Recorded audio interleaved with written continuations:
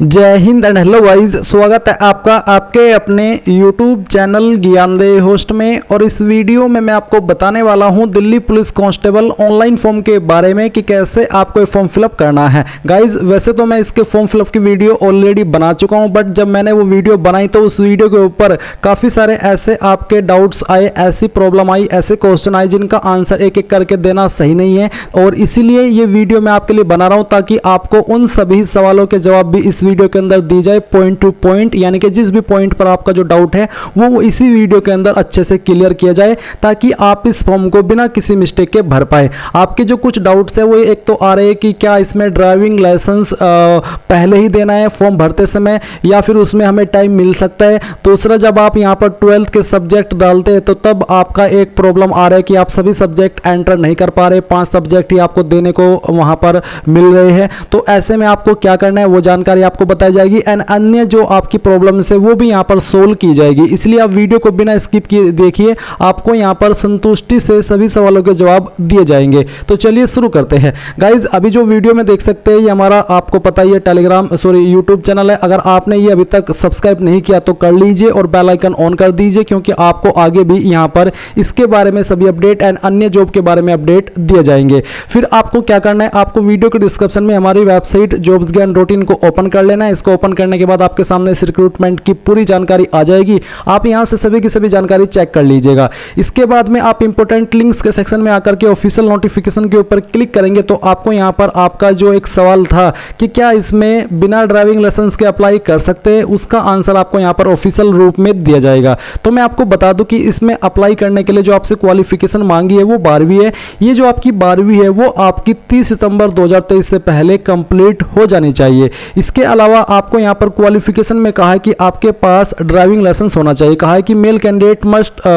Possess a valid driving licence for light motor vehicle, यानी कि LMV licence आपके पास होना चाहिए as on the date of PE and MT, यानी कि जब आपका physical endurance and measurement test होगा उस टाइम तक आपके पास लाइट मोटर व्हीकल लाइसेंस आ जाना चाहिए। जिसका मतलब ये हो जाता है कि अभी आपके पास काफ़ी टाइम है। अगर आपके पास लाइसेंस नहीं भी है तो आप फॉर्म को भर सकते हैं। जी हाँ, आपने सही सुना, फॉर्म भरते समय कहीं पर भी कोई लाइसेंस की जानकारी आपसे नहीं मांगी जाएगी, जैसे कि लाइसेंस नंबर या फिर लाइसेंस इशू डेट, ऐसी कोई जानकारी नहीं ली जा रही है। बस आपको फॉर्म भर लेना है 12वीं की क्वालिफिकेशन के माध्यम से और अपना लाइसेंस अभी बनना दे देना है। क्योंकि गाइज इसका जो एग्जाम है वो आपका नॉर्मल एग्जाम, यानी कि आपका जो कंप्यूटर बेस्ड एग्जाम है वो 14 नवंबर से 30 नवंबर और 1 से 5 दिसंबर 2023 के बीच में होगा।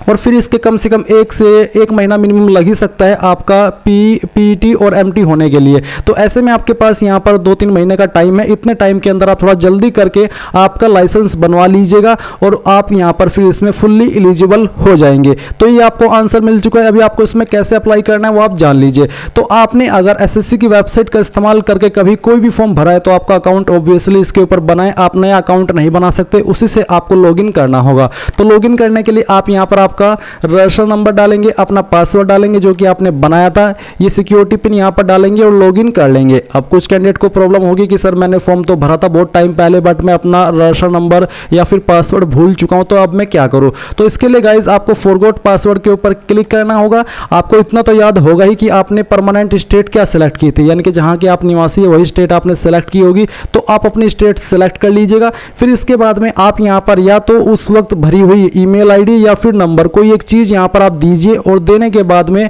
आपको सबमिट के ऊपर क्लिक करना है। अब गाइज यहां पर आपके सामने इस तरह का इंटरफेस आएगा। आपको नंबर और ईमेल दोनों पर OTP सेंड किए। कोई एक OTP आप यहां पर डाल दीजिए, चाहे मोबाइल वाला या फिर ईमेल वाला, और डालने के बाद में एक कैप्चा कोड डालिए एंड देन सबमिट के ऊपर क्लिक कीजिए। अब आप देख सकते हैं चेंज पासवर्ड का ऑप्शन है और साथ ही साथ आप आपका रजिस्टर नंबर और रजिस्टर्ड ईमेल ID यहां पर देख सकते हैं। ये आपको रजिस्टर नंबर नोट कर लेना है और ईमेल ID भी नोट कर लेनी है। इसके बाद आपको एक पासवर्ड बनाना है। पासवर्ड आप यहां पर कुछ इस तरह का रखेंगे जिसमें कि कम से कम इंग्लिश का एक कैपिटल लेटर और फिर उसमें स्मॉल लेटर और स्पेशल कैरेक्टर, साथ ही डिजिट इस तरह के रहने चाहिए। तो कुछ इस तरह का पासवर्ड आप बना लीजिएगा। उसको यहाँ पर दोबारा डाल करके वेरीफाई करना है एंड देन फिर आप सबमिट कर दीजिए। सबमिट करने के बाद आपका अकाउंट आपका जो पासवर्ड है वो रिसेट हो जाएगा। और अब आप यहाँ पर अपनी यूजर नेम यानी कि रजिस्टर नंबर और जो भी आपने पासवर्ड बनाया वो और यहाँ पर एक सिक्योरिटी कोड डाल करके लॉगिन कर लेंगे। अगर आपका अकाउंट इस वेबसाइट के ऊपर नहीं बना हुआ हुआ है तो आपको ये वीडियो वॉच करनी है, जो कि मैंने मोबाइल से कैसे फॉर्म फिल करना है दिल्ली पुलिस का उसके लिए बनाई थी।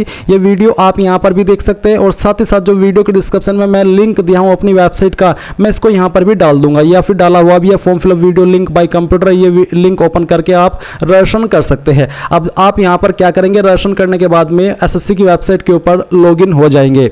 लॉगिन करने के बाद में आपके सामने यहाँ पर लेटेस्ट नोटिफिकेशन में constable executive male and female in Delhi police examination 2023 आ जाएगा। यहाँ पर आप इसकी इंपोर्टेंट डेट्स भी देख सकते हैं। अभी आपको अप्लाई के ऊपर क्लिक करना है। अप्लाई पर क्लिक करने के बाद में जो जानकारी आपने रजिस्ट्रेशन के वक्त भरी थी वो जानकारी यहाँ पर दी गई है। अगर आपको इनमें से कोई जानकारी एडिट करनी है तो आप मॉडिफाई रजिस्ट्रेशन के ऊपर क्लिक करके कर पाएंगे। यहाँ पर आपको जो इस तरह से ग्रे में है वो आपको एडिट करने का मौका नहीं है, तो मॉडिफाई के ऊपर क्लिक करके ही आप इनमें से कोई भी जानकारी एडिट कर सकते हैं। तो अभी आपको यहाँ पर क्या भरना है, तो यहाँ पर 14 पॉइंट में पूछे कि आप डिपार्टमेंटल कैंडिडेट है दिल्ली पुलिस के, अगर हाँ तो यस, नहीं तो आपको नो करना है।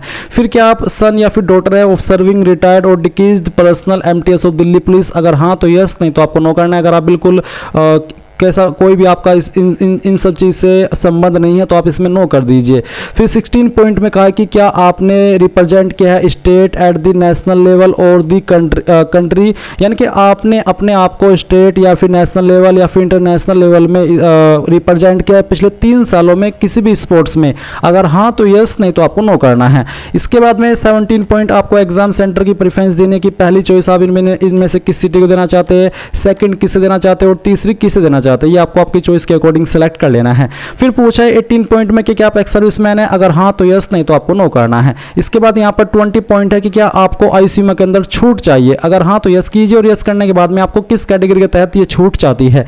एक चीज आप यहाँ पर जान लीजिए कि अगर आपकी कैटेगरी SC ST OBC है और आप ओवरेज हो चुके हैं तो तभी आप यहाँ पर यस कीजिएगा। अगर आपकी कैटेगरी SC ST OBC और आप ओवरेज नहीं है तो आप यहाँ पर नो कर दीजिएगा। इसके बाद में यहाँ पर आता है 21 पॉइंट कि क्या आप national cadet corps NCC certificate holder है, अगर हाँ तो यस, नहीं तो आपको नो करना है। इसके बाद नीचे आएंगे, यहाँ पर आपसे पूछा है कि क्या आपके पास डिग्री या फिर पोस्ट ग्रेजुएट डिप्लोमा जो कि आपको राष्ट्रीय रक्षा यूनिवर्सिटी के द्वारा दिया गया हो, अवार्ड किया गया हो, अगर हाँ तो यस, नहीं तो आपको नो करना है। हाईएस्ट क्वालिफिकेशन क्या है, आप अपनी हाईएस्ट क्वालिफिकेशन वही सिलेक्ट कीजिए जो कि आपने कंप्लीट कर लियो, जो बीच में हो वो आप सिलेक्ट मत कीजिएगा। 24 पॉइंट है कि क्या आप कौन सी क्वालिफिकेशन से आप अप्लाई करें, तो आप यहाँ पर 12 सेलेक्ट कर लीजिए। अगर आप डिप्लोमा से करें तो आप यहाँ पर इक्विवेलेंट सिलेक्ट कीजिएगा। अब आपके सामने यहाँ पर 12वीं की जानकारी देने के ऑप्शन है, तो आपको पहले तो आपका बोर्ड सेलेक्ट कर लेना है। अगर आपका बोर्ड इनमें नहीं है तो अदर्स सिलेक्ट कीजिए, नहीं तो आपका जो भी बोर्ड है वो आपको यहाँ पर सिलेक्ट कर लेना है। तो चलिए मैं यहाँ पर एक अपना बोर्ड सिलेक्ट करता हूँ, या फिर कह लीजिए कि आपको सिलेक्ट करके यहाँ पर मैं दिखा रहा हूँ। इसके बाद में गाइज आपको आपकी 12वीं का रोल नंबर एंटर करना है। देन गाइज आते हैं सब्जेक्ट्स। तो सब्जेक्ट में यहाँ पर ये प्रॉब्लम आ रही थी कि जब आप सब्जेक्ट यहाँ पर एक एक करके लिखते हैं तो फिर आप उसमें अपने सभी सब्जेक्ट को नहीं लिख पाते। तो अब हम क्या करें, तो इसलिए गाइज अब आप यहाँ पर आपके मेन सब्जेक्ट देंगे, जैसे कि PCM यानी कि फिजिक्स केमिस्ट्री मैथ, या फिर PCB यानी कि फिजिक्स केमिस्ट्री बायोलॉजी,